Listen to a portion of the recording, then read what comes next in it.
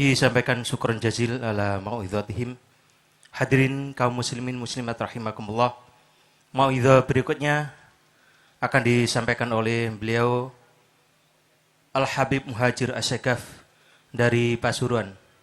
Kepada beliau Al-Habib Muhajir As-Syekaf dari Pasuruan. Faltatafaddal mashkuran. Allahumma salli ala Muhammad. Allahumma salli ala Muhammad.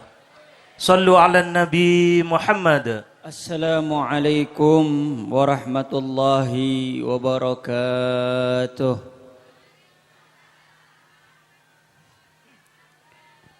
Bismillah walhamdulillah. Wassalatu wassalamu ala rasulillah sayyidina wa maulana Muhammad ibni Abdillah wa ala alihi wa sahbihi wa man walah. Subhanaka la ilma lana illa ma 'allamtana innaka antal alimul hakim. Rabbi shrah li sadri wa yassir li amri wahlul 'uqdatam min lisani yafqahu qawli, amma ba'd. Hadratil muhtaramin, para habaib, wabil khusus Al-Am Al-Habib Alwi bin Abu Bakar bin Abdullah Al-Mahbar, juga kepada para habaib yang lainnya yang tidak bisa saya sebutkan namanya satu persatu tanpa mengurangi rasa hormat saya kepada mereka semua. Para kiai, wabil khusus sahibul hajat, sahibul ma'had Gus Muhammad Rafiq bin Nasib bin Muhammad Nasib bin Kiai Haji Abdul Hamid, juga kepada para kiai yang lainnya, para asatid, para tokoh masyarakat yang tidak bisa saya sebutkan namanya satu persatu tanpa mengurangi rasa hormat saya kepada mereka semua.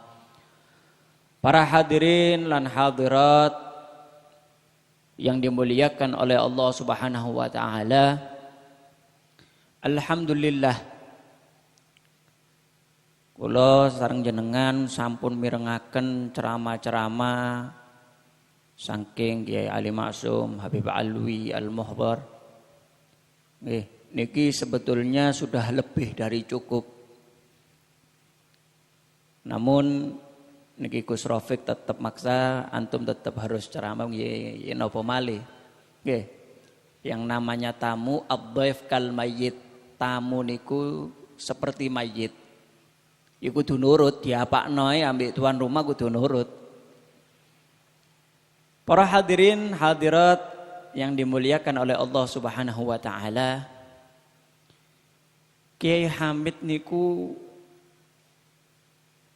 adalah orang yang tawadhu luar biasa. Beliau boten ceramah koyok kula niki, boten. Beliau enggak banyak bicara. Biasanya sing akeh omong koyok kula niki memang katsura kalamuh katsura khata'uh. Sing akeh omong akeh salahe. Wong sing meneng iku selamat. As-sukutu salamah.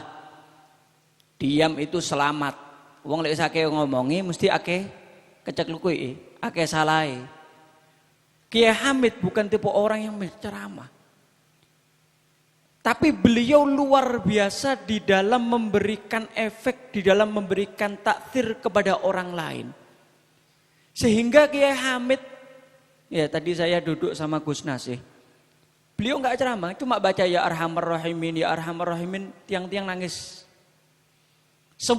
Semua hadirin hadirat rata nangis. Loh kok bisa? Karena beliau adalah orang yang memiliki kedekatan dengan Allah Subhanahu wa ta'ala. Tawadhu, gak sombong. Man tawadha'a rafa'ahullah wa man takabbara wadha'ahullah. Sapane wong sing tawadhu maka bakal diangkat derajatnya oleh Allah. Dan siapa orang yang sombong maka justru dia akan dihentakkan, akan dihinakan oleh Allah Subhanahu wa ta'ala. Orang itu semakin tawadhu, Kiai Hamid gak kepengin dikenal wong. Tawadhu luar biasa. Ditinggikan derajatnya sama Allah Subhanahu wa ta'ala.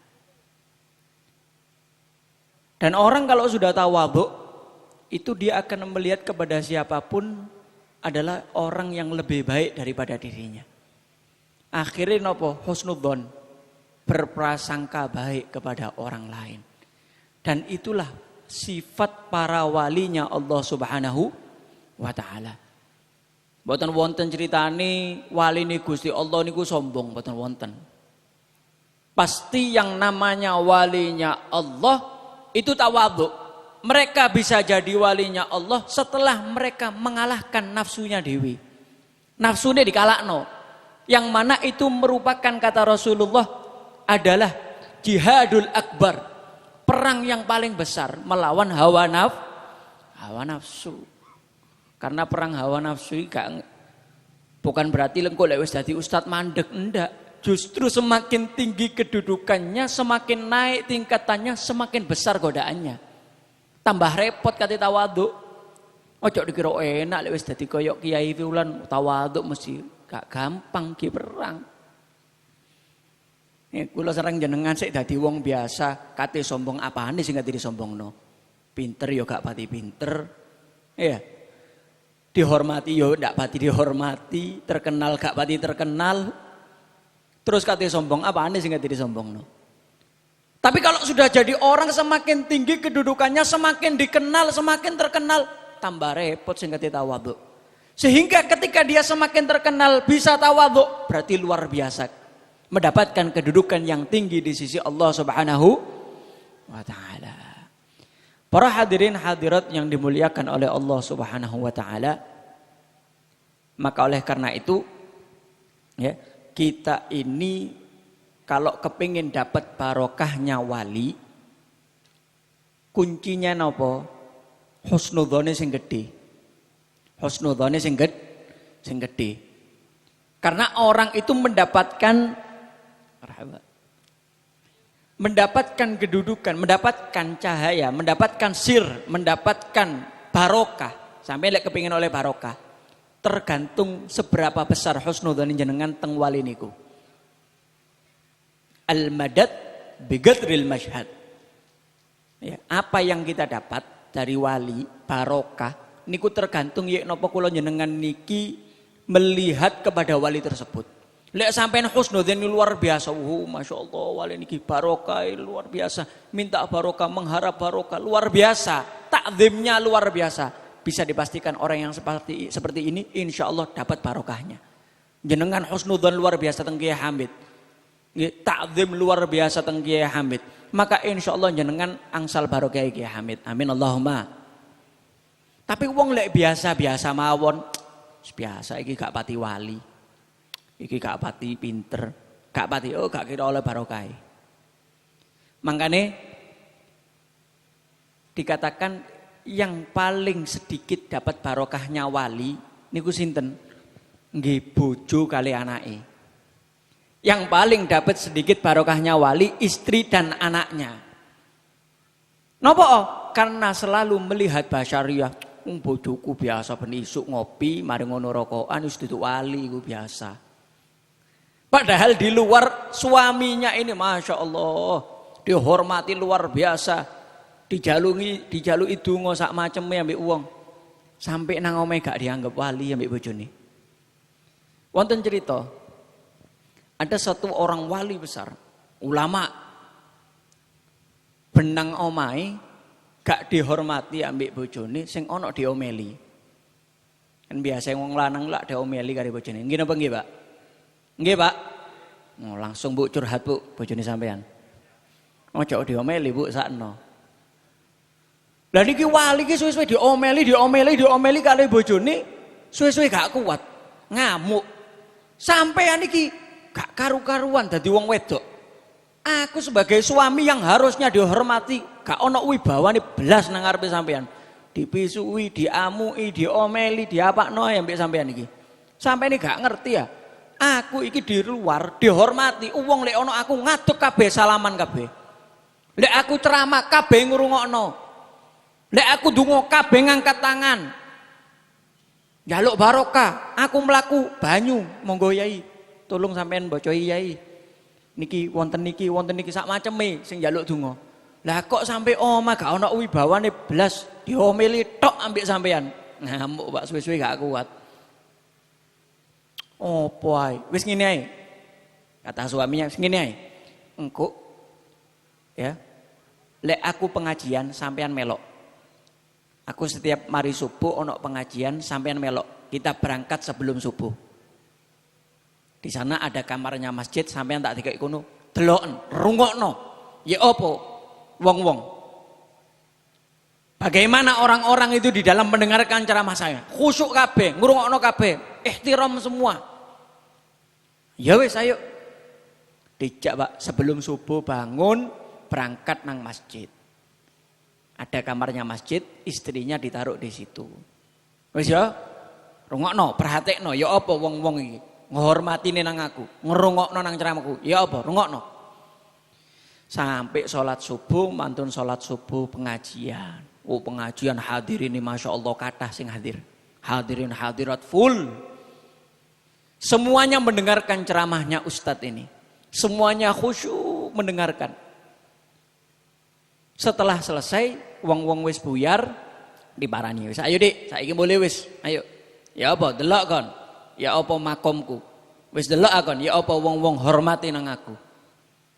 Ngerungokno kabeh nang ceramahku, khusyuk kabeh ngrungokno ceramahku. Kata istrinya, ngapunten Mas, iku sampean berarti gendeng. Wong-wong iki meneng kabeh, sampean ngomong dhewe. Kok iso iku lho sampean ngomong ndak mandek-mandek, wong-wong meneng kabeh sampean ngomong. Berarti sampean edan. Ngene iki lho. Makanya dikatakan paling sedikit dapat barokahnya wali ya bojone. Anake, apa? Karena selalu melihat basyariah. Uang jenenge menungso kan biasa, ya turu, ya mangan biasa. Tapi lek wis kumpul terus ya gak dianggap wali suwe-suwe. Makanya kita harus berusaha husnudzon sebaik mungkin. Semakin tinggi husnudzonnya kita, makin besar pahala yang kita dapatkan, makin besar barokah yang akan kita dapatkan dari walinya Allah tersebut. Jangankan kepada walinya Allah. Makanya orang itu kalau ziarah kepada kuburannya wali, Habib Abu Bakar bin Abdullah Al-Attas pernah ditanya, "Ya Habib, apa yang didapatkan kalau orang ziarah ke kuburannya wali itu kira-kira apa yang didapat Habib?" Maka Habib Abu Bakar bin Abdullah Al-Attas, Habib Abu Bakar bin Abdullah Al-Attas niki para hadirin hadirat, guru daripada Habib Ali bin Muhammad Al-Habsyi, Sahib Maulid Habsyi, Sahib Maulid Simtud Duror, gurunya. Kata Habib Abu Bakar bin Abdullah Al-Attas, yang didapatkan paling kecil, paling sedikit kalau orang ziarah ke kuburannya wali, dapat apa? Ayyaghfirallah dzunubahu. Allah mengampuni dosanya. Tadi jenengan lek ziarah datang Kiai Hamid, insyaallah paling kecil yang didapatkan napa? Yaitu dosa sampean diampuni oleh Allah Subhanahu wa taala. Amin ya rabbal. Paling besarnya yang didapatkan oleh orang yang ziarah ke kuburannya walinya Allah adalah dia akan diberikan makomnya wali tersebut. Lek sampean ikhlas, betul-betul ihtiram, ta'zim jenengan ziarah datang Kiai Hamid, bukan tidak mungkin Allah akan memberikan makom tersebut kepada jenengan. Itu saking luar biasanya kalau orang ziarah kepada walinya Allah, asal ziarahnya dengan adab, dengan ta'zim, dengan ihtiram, maka insya Allah dia akan mendapatkan hal yang besar dari Allah Subhanahu wa ta'ala. Bahkan ojokno sampean ziarah wali, diceritakan di zaman dulu ada satu kuburan di satu desa. Ya, ada satu kuburan di satu desa.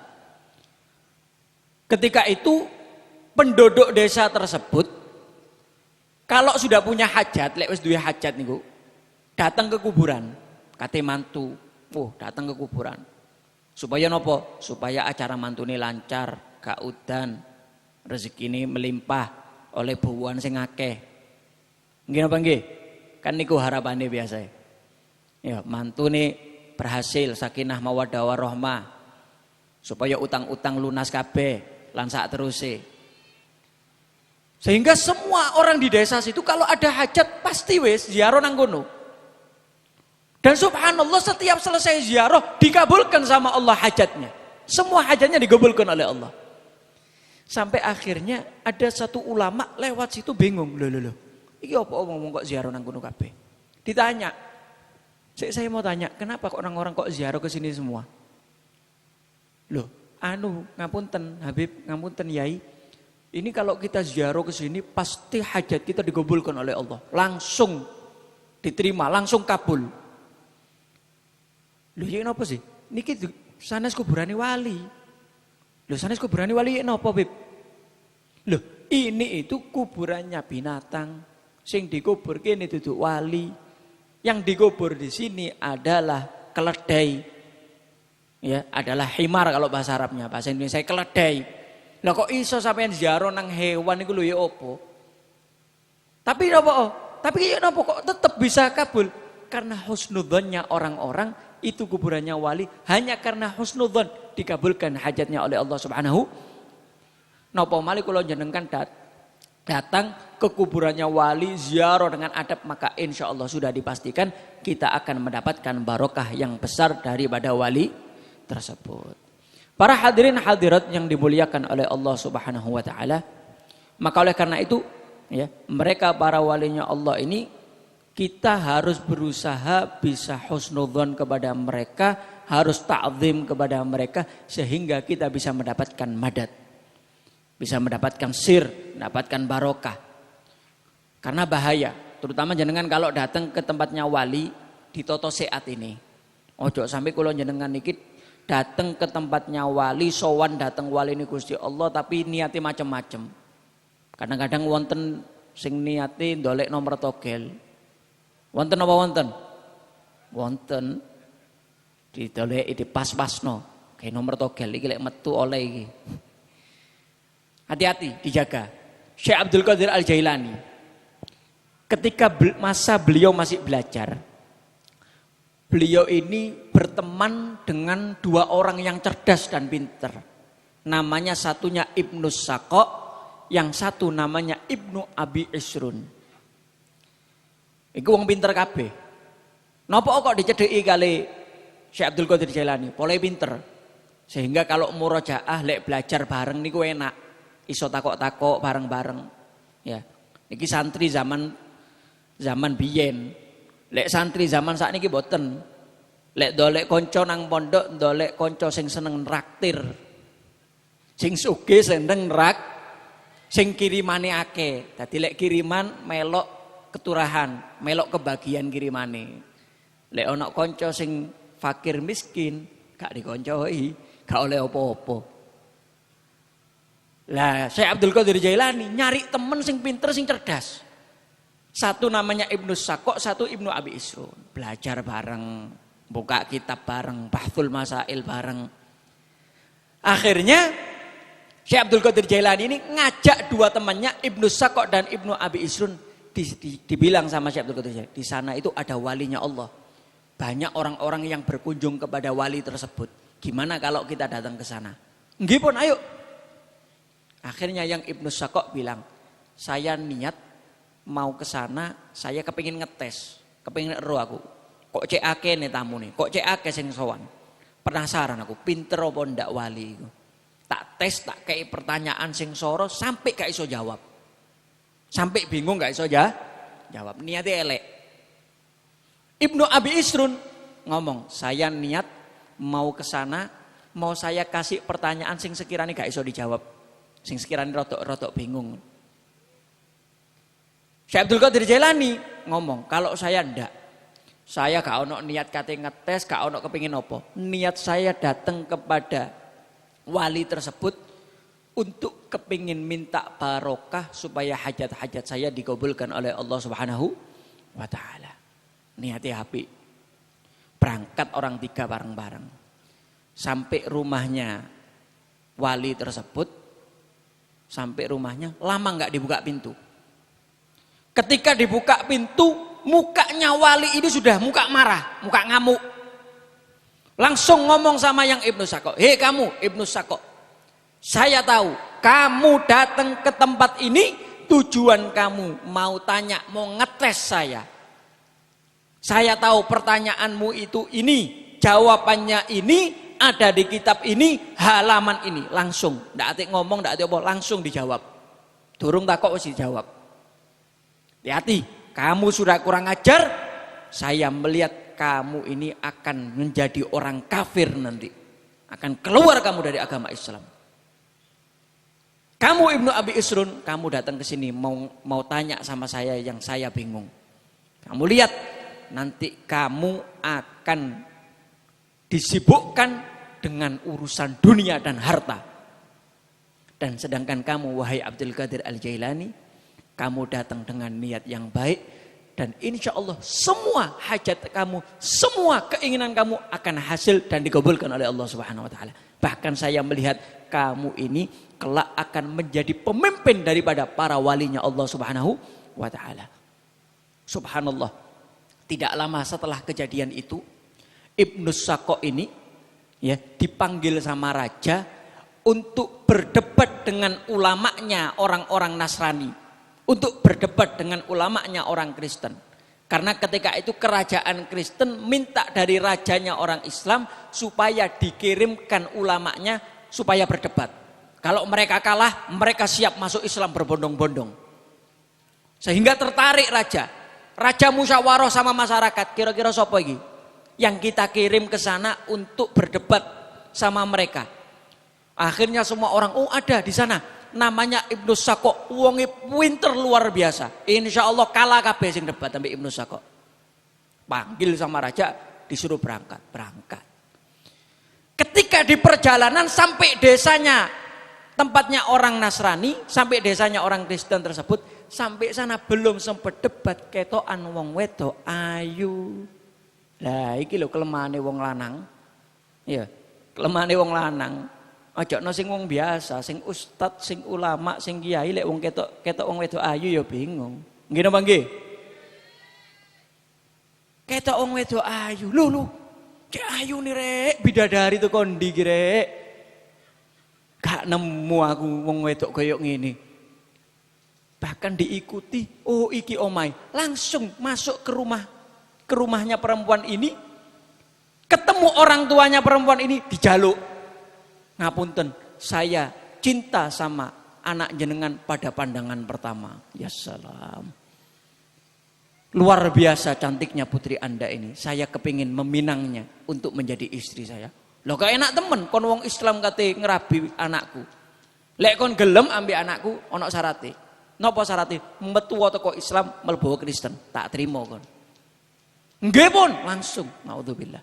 Seketika itu juga keluar dari agama Islam, masuk Kristen karena seneng sama orang perempuan yang cantik tersebut. Makanya hati-hati Pak. Wong lanang hati-hati. Peseni Gusti Kanjeng Nabi niku, memang perempuan itu dinikahi karena lima liha, karena hartanya, karena sugih. Ya biasa akeh. Rondo teles itu biasa akeh sing rebutan.